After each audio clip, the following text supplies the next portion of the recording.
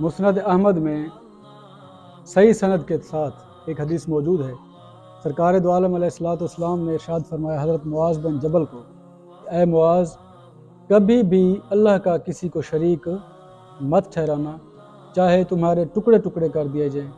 تمہیں سولی پہ لٹکا دیا جائے یا تمہیں جلا دیا جائے، تب بھی اللہ کا شریک کسی کو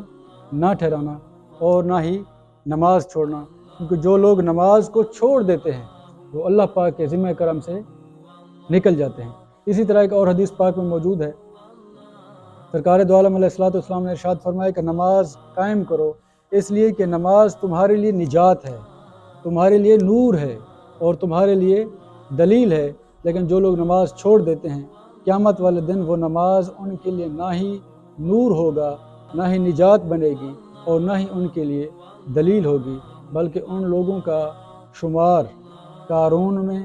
فرعون میں اور ابی بن خلف کے قبیلہ میں ہوگا۔